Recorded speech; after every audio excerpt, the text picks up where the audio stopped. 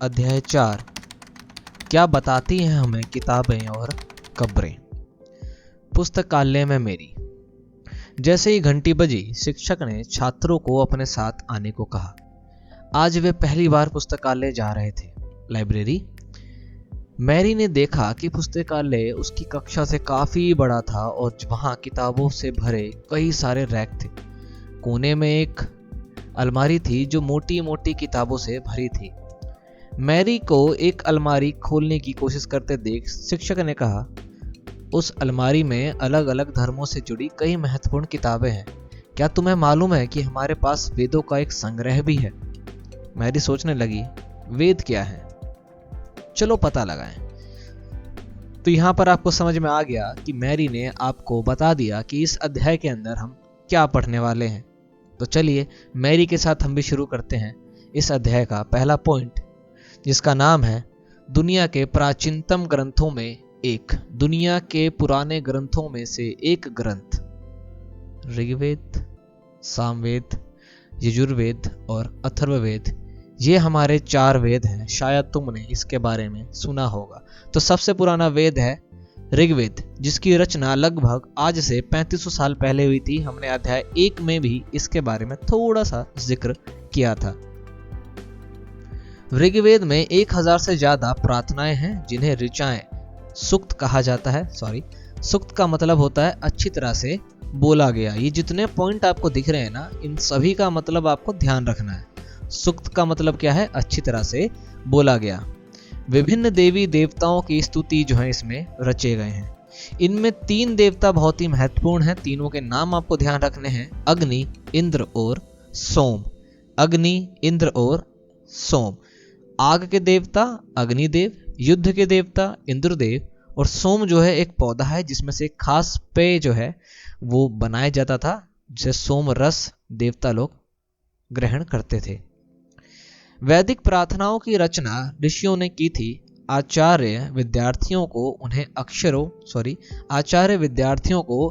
अक्षरों, शब्दों, वाक्यों में बांटकर सस्वर पाठ द्वारा कंठस्थ करवाते थे। जैसे आज के टाइम में आपको प्रिंटेड फॉर्म मिल जाता है बुक्स का या वगैरह वगैरह चीज़ों का, जिसमें से आप देख करके याद करते हैं। तो पर पहले के टाइम में जो आचार्य हुआ करते थे, यानी जो शिक्षक होते थे, वो अपने विद्यार्थियों को अक्षरों के साथ, शब्दों के साथ या वाक्यों में अलग अलग बांट करके मुंह बोली से बोल बोल करके स्वर के साथ यानी आवाज के साथ ही कंठस्थ करवाते थे। अधिकांश सूक्तों के रचयिता, सीखने और सिखाने वाले कौन थे? पुरुष ही थे। कुछ प्रार्थनाओं की रचना महिलाओं ने भी की थी। ऋग्वेद की भाषा प्राक संस्कृत या वैदिक संस्कृत कहलाती है। तुम स्कूल में जो संस्कृत पढ़ती हो उससे यह भाषा थोड़ी सी अलग है, थोड़ी सी टफ है। ठीक है, तो हमने ऋग्वेद के बारे में जाना। ऋग्वेद सबसे पुराना वेद, 3500 साल पुराना। इसमें 3 देवता बहुत ही इंपॉर्टेंट है, अग्नि, इंद्र और सोम। ठीक है, इसकी लैंग्वेज जो है वो क्या है? प्राक संस्कृत या वैदिक संस्कृत। बहुत सारे सवाल जो हैं इसमें से सीटेट में भी पूछे जा चुके हैं। संस्कृत और अन्य भाषाएं। संस्कृत भाषा भारत यूरोपीय यानी कि भारोपीय परिवार की भाषा है। भारत की कई भाषाएं जैसे कि असमिया, गुजराती, हिंदी, कश्मीरी और सिंधी, एशियाई भाषाएं जैसे फारसी तथा यूरोप की बहुत सी भाषाएं जैसे कि अंग्रेजी, फ्रांसीसी, जर्मन, यूनानी, इतावली, स्पेनिश आदि इसी परिवार से जुड़ी हुई हैं। यानी कि भारत यूरोपीय यानी कि भारोपीय भाषा परिवार में ये सभी भाषाएं आती हैं। उन्हें एक भाषा परिवार इसलिए कहा जाता है क्योंकि आरंभ में उन्हें कई शब्द जो हैं एक जैसे इनमें पाए जाते हैं। जैसे उदाहरण के लिए मातृ, संस्कृत में माँ को क्या बोलते हैं? मातृ। हिंदी में क्या बोलते हैं? माँ। अंग्रेजी में क्या बोलते हैं? मदर। मतलब तीनों का क्या है? माँ, मम्मी, जो भी आप कहते हैं। ठीक है, क्या तुमने इनमें कोई समानता नजर आई? उपमहाद्वीप में दूसरे भाषा परिवारों की भी भाषाएं बोली जाती हैं। उदाहरण के लिए पूर्वोत्तर प्रदेशों में तिब्बत बर्मा परिवार की भाषाएं बोली जाती हैं। तमिल, तेलुगु, कन्नड़ और मलयालम द्रविड़ भाषा परिवार की भाषाएं हैं। ये जो आपको दिख रहा है ना यहाँ पर, किस भाषा परिवार की कौन सी भाषा है, ये आपको ध्यान रखना है। जबकि झारखंड और मध्य भारत के कई हिस्सों में बोली जाने वाली भाषाएं ऑस्ट्रो एशियाटिक परिवार से जुड़ी हुई है। मतलब ऑस्ट्रेलिया और एशिया के अंतर्गत आती हैं ये। तो ये आपको ध्यान रखना है कि कौन से परिवार की कौन सी भाषा है। तो चलिए हम आगे जहां पर हमने छोड़ा था देखते हैं। हम जिन किताबों को पढ़ते हैं वे लिखी और छापी गई हैं। ऋग्वेद का उच्चारण किया जाता था और श्रवण द्वारा इनको सुना जाता था, ना कि पढ़ा जाता था। मतलब ऋग्वेद को जो पढ़ते हैं वो सुन करके पढ़ते हैं, ना कि किताबों में से पढ़ते हैं। ठीक है, रचना के कई सदियों बाद इसे पहली बार लिखा गया। इसे छापने का काम तो मुश्किल से 2 साल पहले ही शुरू हुआ है, मतलब 200 साल पहले, सॉरी, यानी कि आज से 3500 साल पहले जिस वेद की रचना की गई है, ठीक है, उसको रीप्रिंट करने का काम आज से लगभग 200 साल पहले ही शुरू हुआ है। तो इससे पहले तक हम कैसे पढ़ रहे थे उसको? स्वस्वर, यानी कि आचार्य जो है वो बोलते थे, हम सुनते थे और हम याद करते थे। अगला पॉइंट है, इतिहासकार ऋग्वेद का अध्ययन कैसे करते थे? इतिहासकार ऋग्वेद का अध्ययन किस प्रकार से किया करते हैं? इतिहासकार पुरातत्ववेताओं की तरह ही अतीत के बारे में जानकारी इकट्ठी करते हैं, लेकिन भौतिक अवशेषों के अलावा वे लिखित स्रोतों का भी उपयोग करते हैं। मतलब उनको फिजिकली जो भी चीजें मिली हैं, एविडेंसेस मिले हैं, उसको तो पढ़ते ही हैं, उसका अध्ययन करते ही हैं, साथ ही साथ जो उनको लिखे हुए स्रोत मिलते हैं, ऐसे सोर्सेज जो प्रिंटेड फॉर्म में हैं, जिसको लिखा गया है, उनका भी इस्तेमाल करके वो अतीत के बारे में जानकारी निकालते हैं। चलो देखते हैं कि ऋग्वेद का अध्ययन कैसे करते हैं। ऋग्वेद के कुछ सूक्त वार्तालाप के रूप में भी है। मतलब जो कुछ बातें ऋग्वेद में जो लिखी हुई है वो वार्तालाप एज ए कम्युनिकेशन के द्वारा भी लिखी गई है। विश्वामित्र नामक ऋषि और देवियों के रूप में पूजित 2 नदियां व्यास और सतलुज के बीच में यह जो है एक संवाद का अंश आपको यहाँ पर दिया गया है। ठीक है, तो यहाँ पर कुछ बात है जो नदियों के उसमें है। तो 2 पुरानी नदियां जिसका नाम व्यास और सतलुज, ये आपस में बात कर रही हैं और ये देखिए यहाँ पर लिखा हुआ है। तो इस प्रकार की प्राक संस्कृत लैंग्वेज है ये, जिसको शायद क्या आप नहीं पढ़ पाएंगे क्योंकि अभी के संस्कृत से काफी अलग है। तो ऋग्वेद की पांडुलिपि का एक पन्ना। पांडुलिपि क्या होती है? मैन्युस्क्रिप्ट। इसके बारे में अध्याय 1 में हमने पढ़ लिया था, फिर भी जान लेते हैं। बुर्ज वृक्ष की छाल पर लिखी यह पांडुलिपि कश्मीर में मिली है। लगभग 150 साल पहले ऋग्वेद को सबसे पहली बार छापने के लिए इसका उपयोग किया गया था। इसी पांडुलिपि को देखकर अंग्रेजी अनुवाद भी इसका तैयार हुआ है। यह पांडुलिपि पुणे, महाराष्ट्र के एक पुस्तकालय में सुरक्षित रखी गई है। ठीक है, तो भुर्ज नाम का पेड़ है जिसकी छाल पर लिखा गया है, और भुर्ज नाम का पेड़ हिमालय में मिलता है। देखिए उसका जो है ऊपर जो ये पांडुलिपि है, इसका हिंदी संवाद जो है यहाँ पर लिखा हुआ है। विश्वामित्र और नदियों के बीच में वार्तालाप है। तो विश्वामित्र कह रहे हैं, हे नदियों, अपने बछड़ों को चाटती हुई 2 दमकती गायों की तरह 2 फुर्तीले घोड़ों की चाल से पहाड़ों से नीचे आओ। मतलब वो नदियों को बुला रहे हैं। इंद्र द्वारा दी हुई शक्ति से स्फूर्ति, तुम रथों की गति से सागर की ओर बह जाओ। तुम जल से परिपूर्ण हो और एक दूसरे से मिल जाना चाहती हो। नदियां कहती हैं, जल से परिपूर्ण हम देवताओं के बनाए रास्ते पर चलती हैं, एक बार निकलने पर हमें रोका नहीं जा सकता। हे ऋषि, तुम हमसे प्रार्थना क्यों कर रहे हो? विश्वामित्र कहते हैं, हे बहनों, मुझ गायक की प्रार्थना सुनो। मैं रथों और गाड़ियों सहित बहुत दूर से आया हूँ। कृपया करके अपने जल को हमारे रथ और गाड़ियों की धुरियों के ऊपर ना उठाओ, ताकि हम आसानी से उस पार जा सके। नदियां कहती हैं, हम तुम्हारी प्रार्थना सुनेंगे, जिससे तुम सब सुरक्षित उस पार जा सको। ये एक वार्तालाप है, ठीक है, जिसका हिंदी अनुवाद यहाँ पर दिखाया गया है। इतिहासकार यह बताते हैं कि यह प्रार्थना उस क्षेत्र में रची गई होगी जहाँ ये नदियां बहती हैं। वे यह भी सुझाते हैं कि जिस समाज में ऋषि रहते थे वहाँ घोड़े और गायों को बहुत ज्यादा महत्व दिया जाता था, इसलिए नदियों की तुलना घोड़ों और गायों से की गई है, जो कि पहली लाइन में आपने यहाँ पर देखा। ऋग्वेद की प्रार्थनाओं में अन्य दूसरी नदियां, खास करके सरस्वती, सिंधु और उसकी सहायक नदियों का भी जिक्र कर रखा है। गंगा और यमुना का उल्लेख सिर्फ एक बार हुआ है। आपके लिए इंपॉर्टेंट जो पॉइंट है वो यहाँ पर है कि ऋग्वेद के अंदर गंगा और यमुना का उल्लेख कितनी बार हुआ है? कुल मिलाकर के 1 बार। 1 नंबर का सवाल लिख करके ले लीजिए। चलिए आगे देखते हैं कि इस अध्याय में आगे क्या है। मवेशी, घोड़े और रथ। क्या चीज है सर? मवेशी, घोड़े और रथ। ऋग्वेद में मवेशियों, बच्चों यानी खास करके पुत्रों और घोड़ों की प्राप्ति के लिए अनेक प्रार्थनाएं हैं। ऋग्वेद के अंदर जो प्रार्थनाएं हैं, मतलब जो भी ऋचाएं, सूक्तियां उसमें लिखी गई हैं, वो खास करके किन के लिए हैं? तो मवेशियों के लिए, माने पुत्रों के लिए, बच्चों में लड़की नहीं, लड़कों के लिए, और घोड़ों की प्राप्ति के लिए है। घोड़ों को लड़ाई में रथ खींचने के काम में लाया जाता था। इन लड़ाइयों में मवेशी जीत कर लाए जाते थे। मतलब जब जीत गए तो मवेशी लिए जाते थे।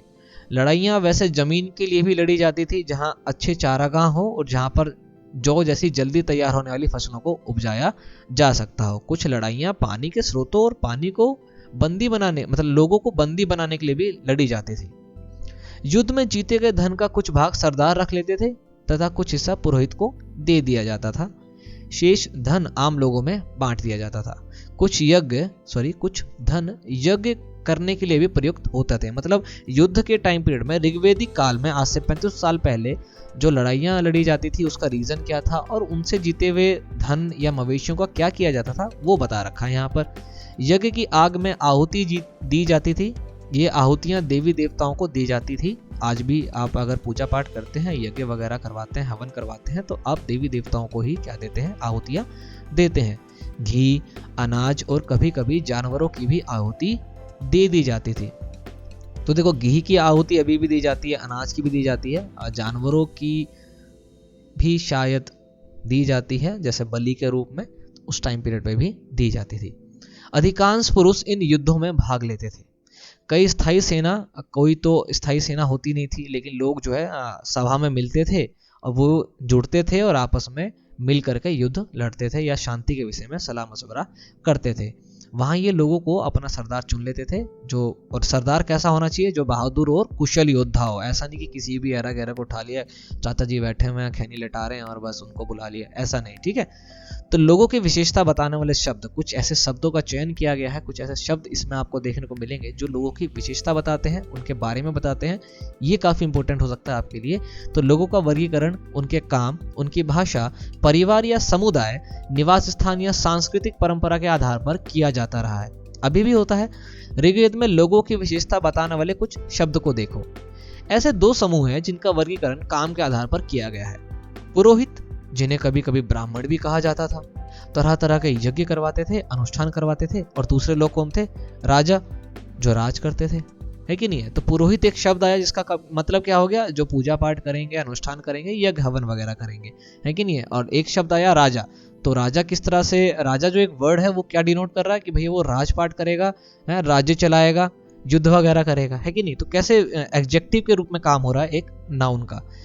ये राजा वैसे नहीं थे जिनके बारे में तुम बाद में पढ़ोगी। ये ना तो बड़ी राजधानियों और महलों में रहते थे और ना ही इनके पास सेना थी, ना ही ये कर वसूलते थे। प्रायः राजा की मृत्यु के बाद उनका बेटा अपने आप ही शासक नहीं बनता था। कहां पर, ऋग्वैदिक काल में, लेकिन बाद में ऐसा होने लगा था। जनता या पूरे समुदाय के लोग, इनके लिए दो शब्दों का इस्तेमाल होता था। एक था जन, जनता या पूरे समुदाय के जो लोग थे इनके लिए दो शब्दों का इस्तेमाल हुआ है। एक था जन, जिसका प्रयोग हिंदी व अन्य भाषाओं में आज भी होता है। दूसरा था विश्व, जिसे वैश्य कहते हैं, ठीक है। यह अध्याय 5 में हम पढ़ेंगे, ठीक है। व्यापारी लोग जो थे उनको कहते हैं। तो ऋग्वेद में विश्व और जनों के नाम मिलते हैं, इसलिए हमें पुरुजन या विश्व, भरतजन या विश्व, यदुजन या विश्व जैसे कई उल्लेख मिलते हैं। यानी कि अगर बोला जा रहा है पुरुजन मतलब पुरुष, जन मतलब वहां के लोग की बात हो रही है, ठीक है। और विश्व बोला गया तो मतलब पूरे समुदाय, कम्युनिटी की बात हो रही है उसके अंदर। भरतजन मतलब उन लोग की बात हो रही है, और अगर भरत विश्व बोला गया तो मतलब पूरे समुदाय की बात हो रही है कि नहीं। ये आपको ध्यान रखना। अध्याय 5 में हम इसके बारे में अच्छे से पढ़ेंगे, वीडियो आप जरूर देखिएगा। तुमने इनमें से कोई नाम जाना पहचाना लगता है क्या, है कि नहीं। ये पॉइंट था यहाँ पर। जिन लोगों ने इन प्रार्थनाओं की रचना की वे कभी कभी खुद को आर्य कहते थे। इन प्रार्थनाओं की रचना मतलब ऋग्वेद की रचना जिसने करी वो क्या कहते हैं, खुद को आर्य। तथा अपने विरोधियों को दास या दस्यु कहते हैं। दस्यु वे लोग थे जो यज्ञ नहीं करते थे और शायद दूसरी भाषाएं बोलते थे।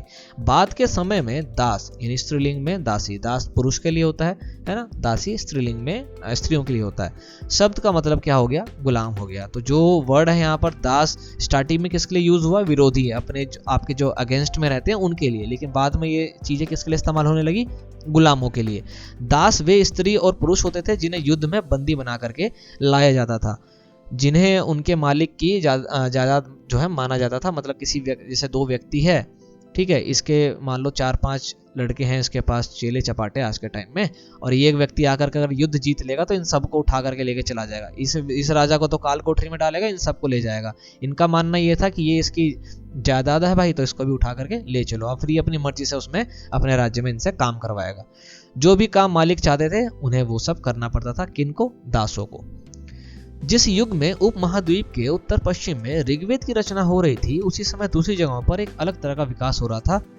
तो चलें देखें वहां पर क्या हो रहा था। तो ऋग्वेद के बारे में यहाँ पर जितनी भी बातें बताई गई थी, उसका टाइम पीरियड, उसकी लैंग्वेज, कौन से उसमें बताई गई कुछ चीज़ें, लोगों के लिए या समुदाय के लिए किस प्रकार के शब्दों का इस्तेमाल किया गया है, ये सभी आपने नोट डाउन कर लिया होगा। अगर कर लिया है तो आगे देखते हैं।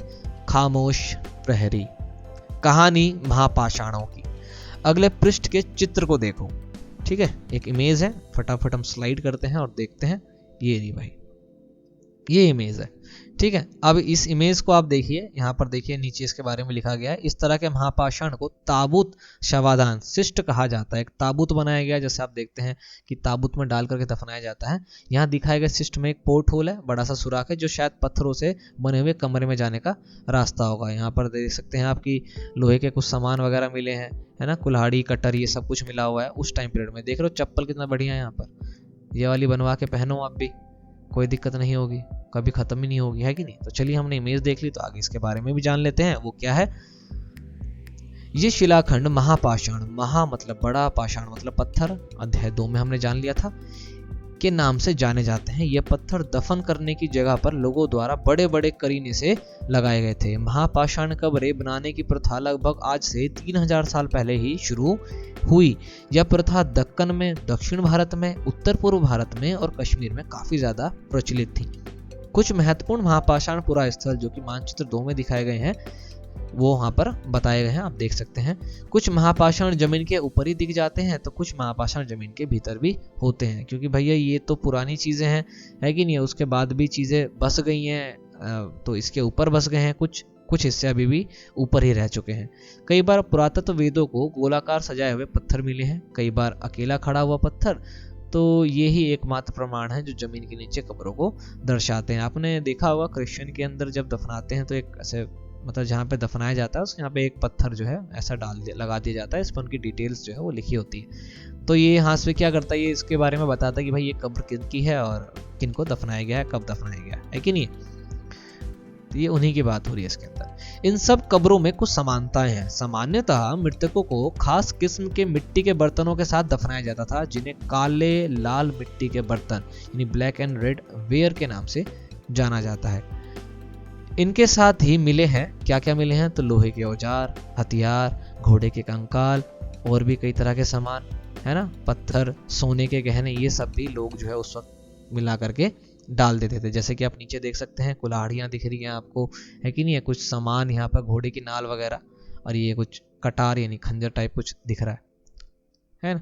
लोगों की सामाजिक असमानताओं के बारे में पता करना, मतलब लोगों की सामाजिक असमानताओं के बारे में पता करना, यानी अलग अलग कम्युनिटी के जो लोग हैं उनमें क्या कॉमन है ये तो हमने देख लिया, क्या अनकॉमन है, क्या कॉमन नहीं है, उनके बारे में हम पता लगाते हैं। पुरातत्व विद्या मानते हैं कि कंकाल के साथ पाई गई चीजें मरे हुए व्यक्ति की ही रही होंगी, क्योंकि अभी तक हम ये चीज पढ़ते आ रहे हैं कि कोई भी व्यक्ति अगर मर रहा है तो उसके साथ उसकी प्रिय वस्तुओं को दफना दिया जा रहा है। तो भाई कंकाल में अगर खुदाई में दोबारा मिले तो उसके साथ जो भी चीजें मिली हैं तो उनका यही मानना है कि डेफिनेटली वो उन्हीं की होगी। कभी कभी एक कब्र की तुलना में दूसरी कब्र में ज्यादा चीजें मिलती हैं, मतलब कोई एक है उसके कब्र में कुछ ही चीजें हैं, मतलब 2 ही डाले होंगे, क्या पता 4 ही चीजें डाली गई हैं, किसी में भर के चीजें मिली हुई हैं। तो आप देख रहे हो यहाँ पे कुछ असमानता है कि नहीं। किसी के अंदर क्या हो रही है, कुछ 2-4 चीजें मिली हैं, किसी में भाई 20 मिल गई, 25 मिल गई हैं, अच्छे दास वास की भी लाशें मिल गई हैं। तो इसका मतलब है कि उस वक्त के समाज में भी असमानता थी, है कि नहीं। मानचित्र 2 जो पृष्ठ नंबर 13 पर ही दे रखा था आपको, ब्रह्मगिरी को खोजो। यहाँ एक व्यक्ति की कब्र में 33 सोने के मनके और शंख प्राप्त हुए। दूसरे कंकालों के पास सिर्फ कुछ मिट्टी के बर्तन ही पाए गए। तो इसका मतलब है कि ये जो व्यक्ति है जिसके कब्र में 33 सोने के मनके और शंख दफनाए गए हैं, यह अमीर होगा इनके मुकाबले, हो सकता है शासक हो, और ये हो सकता है कोई नॉर्मल व्यक्ति हो जिसके पास मिट्टी के कुछ बर्तन ही दफनाए गए हैं, है कि नहीं। यह दफनाए गए लोगों की सामाजिक स्थिति में भिन्नता को दर्शाता है। कुछ लोग अमीर थे तो कुछ गरीब, कुछ सरदार रहे होंगे, कुछ अनुयायी यानी कि शिष्य रहे होंगे। डेफिनेटली यही असमानता है। है कि नहीं है। तो असमानताओं के अब उस वक्त के तो कोई व्यक्ति जिंदा है नहीं कि हम उनसे पूछ लेंगे कि भाई बताओ, और ना ही हम उसके टाइम पीरियड की लैंग्वेज को अब तक पढ़ पाए हैं। तो हम क्या कर सकते हैं, केवल कयास लगा सकते हैं और वहां से हम चीज़ों को जान समझ परख सकते हैं। कभी कभी महापाषाणों में एक से अधिक कंकाल मिल जाते हैं। ये वह दर्शाते हैं कि शायद एक ही परिवार के लोगों को एक ही स्थान पर अलग अलग समय पर दफनाया गया होगा। मतलब एक व्यक्ति की अगर कब्र यहाँ पर है, फिर आज से मान लो 10 साल बाद 20 साल किसी परिजन की डेथ होती है तो उसकी भी कब्र इसी में बना दी जाएगी। ऐसे स्थान पर गोलाकार लगाए गए पत्थरों या चट्टान चिन्हों का काम करते थे, जहां लोग आवश्यकता अनुसार शवों को दोबारा दफनाने के लिए ढूंढ सकते हैं, है कि नहीं। तो यहाँ पर एक पत्थर लगा दिया जाता है ना, जैसे गोलाकार ऊपर से होता है, इस पर इसकी डिटेल्स लिख दी जाती है। तो आपने देखा होगा, डेफिनेटली ये क्रिश्चियन के अंदर होता है। आई थिंक, मैं इतना श्योर नहीं हूँ, बट होता है, आप चेक करिएगा।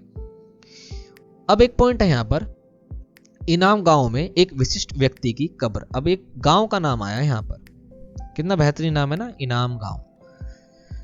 सही है। तो वही कह रहा है कि भैया मानचित्र आप दोबारा जाइए 13 पर देखिए, यहाँ पर एक जगह है इनाम गांव, इसको खोजो। या भीमा की सहायक नदी घोड़े के किनारे पर एक जगह है कि नहीं है। इस जगह पर यहाँ पर देखिए, आपके इंपोर्टेंट पॉइंट के लिए 3600 से 2700 साल पहले लोग रहते थे। किस गांव में रहते थे? इनाम गांव में, ठीक है। यहाँ वयस्क लोगों को प्रायः गड्ढे में सीधा लिटाकर दफनाया जाता है। वयस्क मतलब एडल्ट लोग, जितने भी एडल्ट थे उनको गड्ढों में सीधा लिटा करके दफनाया जाता है। उनका सिर जो है उत्तर की ओर होता है कि नहीं है। मतलब नॉर्थ साउथ, तो सर यहाँ पे रख दिया और पैर इस तरफ रख दिया साउथ की तरफ, और सीधा एकदम पीठ के बल। कई बार उन्हें घर के अंदर ही दफनाया जाता था। ऐसे बर्तन जिनमें शायद खाना और पानी हो, दफनाए गए शव के पास रख दिए जाते थे। सीधे तौर पर किस जगह पर दफनाया जाता था? इनाम गांव में। किस जगह पर लोगों को उत्तर की ओर सिर रख करके और दक्षिण की ओर पैर रख करके दफनाया जाता है? इनाम गांव में, ठीक है। ध्यान रखना है, ऐसा कभी मत सोचना कि सवाल नहीं है। ये सभी सवाल हैं, कहीं से भी पूछा जा सकता है। एक आदमी को 5 कमरों वाले मकान के आंगन में 4 पैरों वाले मिट्टी के एक बड़े से संदूक में दफनाया गया था। बस्ती के बीच में बसा यह घर गांव के सबसे बड़े घरों में से एक था। एक घर है इनाम गांव के अंदर ही, वहां पर आदमी को 5 कमरे वाले मकान के आंगन में, उसके आंगन में दफना दिया गया, 4 पैर वाले संदूक में डाल करके, है ना। इस घर में एक अनाज का गोदाम भी था। शव के पैर जो यहाँ पर मुड़े हुए थे, ये आपको ध्यान रखना है। ये जो छोटी छोटी चीजें आपको जानकारी मिली है ना, यही पूछ लेते हैं पेपर में आपसे।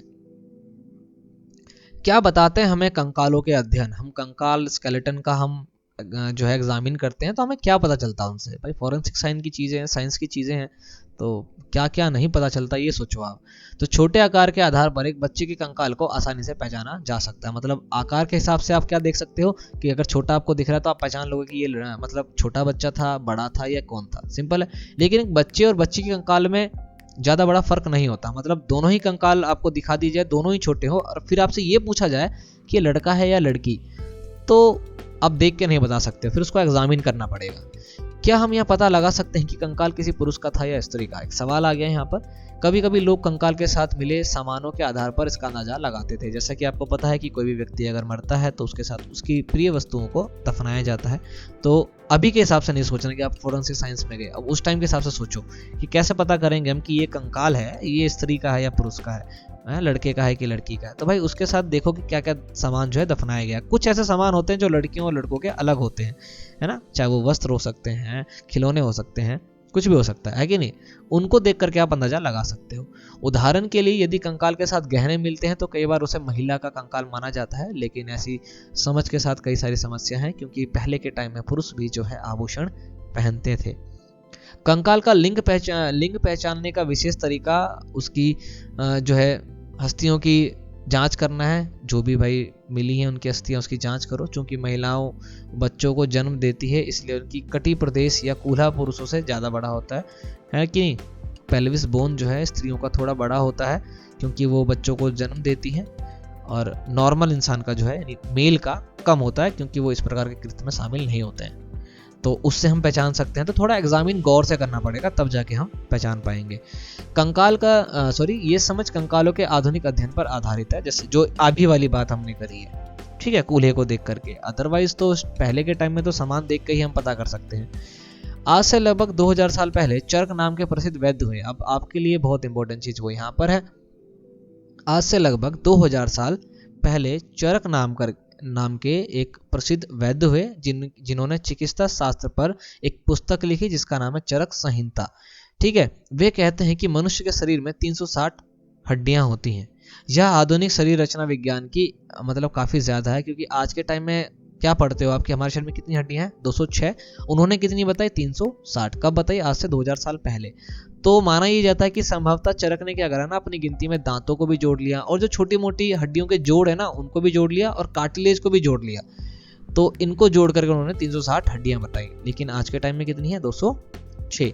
चरक के बारे में, ठीक है, कौन थे वो? प्रसिद्ध वैद्य थे। कब की बात हो रही है? 2000 साल पहले की बात हो रही है। उनकी पुस्तक का क्या नाम है? चरक संहिता। चरक संहिता के अंदर क्या लिखा गया है? तो चिकित्सा शास्त्र। उन्होंने हड्डियों की संख्या, मानव शरीर में हड्डियों की संख्या कितनी बताई है? 360। इतने सारे सवाल हैं, कैसे भी बन सकते हैं। एक नंबर का ही तो बनाना है, कैसे भी बनाया जा सकता है। अब है इनाम गांव के लोगों के काम धंधे। भैया कैसे दफनाते हैं सब कुछ तो हमने जान लिया, काम धंधे क्या करते थे ये लोग। तो इनाम गांव में पुरातत्वविदों को गेहूं, जौ, चावल, दाल, बाजरा, मटर और तिल के बीज मिले हैं। मतलब ये लोग इनसे अच्छी तरह से जानते थे कि भाई मटर, तिल ये सब क्या होता है। कई जानवरों की हड्डियां भी मिली हैं। कई हड्डियों पर काटने के निशान से यह अंदाजा होता है कि लोग इन्हें खाते होंगे। भाई दांतों के निशान पड़ जाते हैं, है कि नहीं। गाय, बैल, भैंस, बकरी, भेड़, कुत्ता, घोड़ा, गधा, सुअर, सांभर, चितकबरा, हिरण, कृष्ण मृग, खरा, नेवला, चिड़िया, घड़ियाल, कछुआ, केकड़ा और मछली की हड्डियां भी यहाँ पर मिली हैं। ऐसे साक्ष्य मिले हैं कि बेर, आंवला, जामुन, खजूर और कई तरह की रस भरी एकत्र भी की गई थी। मतलब ऐसे रस भरे जो फल है ना उनको इन्होंने एकत्रित कर रखा था। तो ये अध्याय तो कंप्लीट हो गया। फिर अन्यत्र की ओर चलेंगे हम, कुछ एक्स्ट्रा हमें मिल जाए तो अच्छी बात है कि नहीं। एटलस में कह रहा है चीन को देखो। क्या कह रहे हैं भाई कि आप एक बार चीन को देखना। लगभग 3500 साल पहले या मतलब आज से 3500 साल पहले बीसी में क्या होगा? 1500 साल बीसी, 1500 बीसी। तो 1500 बीसी में हम यहाँ की लेखन कला के सबसे पुराने उदाहरण पाते हैं। भाई कागज का आविष्कार भी उसी ने किया है, रेशम का आविष्कार भी चीन में हुआ है। यह जानवरों की हड्डियों पर लिखा गया था। इन्हें भविष्यवाणी करने वाली हड्डियां कहा जाता है, क्योंकि यह मान्यता थी कि ये भविष्य बताती है। राजा लोग लिपिकारों से इन हड्डियों पर सवाल लिखवाते थे। क्या वे युद्ध जीतेंगे? क्या फसलें अच्छी होंगी? क्या उन्हें पुत्र होंगे? फिर इन हड्डियों को आग में डाल दिया जाता था, जहां इतने गर्मी में चटक कर दरारें पड़ जाती थी। आप देख सकते हैं ये हड्डियां, यहाँ पर ये दरार पड़ी हुई है कि नहीं है, और इस पर चीजें लिखी हुई हैं। भविष्यवक्ता इन दरारों को बड़े ध्यान से देखकर भविष्यवाणी करने की कोशिश करते थे। जैसा शायद तुम सोच रही हो कि भविष्यवक्ता कभी कभी गलत भी करते ही होंगे, है कि नहीं। वे राजा शहरों में महल बनाकर रहते थे। उन्होंने बेशुमार दौलत जो इकट्ठी कर रखी थी, जिनमें बड़े बड़े नक्काशी किए हुए कांसे के बर्तन भी शामिल थे। लेकिन वे लोहे का इस्तेमाल करना नहीं जानते थे। भैया जो शामिल थे वो तो ठीक है, लेकिन किसका इस्तेमाल करना वो लोग नहीं जानते थे? लोहे का। ये लिए आपके लिए क्वेश्चन, हर चैप्टर में से इतने सारे सवाल आपको मिल रहे हैं। प्रीवियस ईयर क्वेश्चन भी चेक कर लीजिएगा, क्या पता वहां भी मिल जाए, है कि नहीं। तो ये चैप्टर हमारा कंप्लीट हो गया। कुछ उपयोगी शब्द आए यहाँ पर, जैसे कि वेद, प्रार्थना, भाषा, व्रत, यज्ञ, राजा, दास, महापाषाण, कब्र, कंकाल, लोहा इत्यादि, है कि नहीं। तो इनाम गांव से रिलेटेड कुछ चीजें थी यहाँ पर, वेद से रिलेटेड कुछ चीजें थी, है कि नहीं। इन सभी चीजों का आप ध्यान रखेंगे। और जो इम्पोर्टेंट था वो था कि कौन सी भाषा किस भाषा परिवार से रिलेट रखती है, ये आपको ध्यान रखना है कि नहीं। तो हम चलते हैं सीधा हमारा पॉइंट, अध्याय 4, जिसका नाम था क्या बताती हैं हमें किताबें और कब्रें। हमने जान लिया। मेरी का जो सवाल था कि वेद क्या है, वो शायद मुझे लगता है कि अब आपको पता चल गया होगा, और साथ में मेरी को भी। तो वीडियो अच्छी लगी तो नीचे लाइक, शेयर, कमेंट कर सकते हैं। हम आपसे मिलेंगे नेक्स्ट वीडियो में, तब तक के लिए जय हिंद।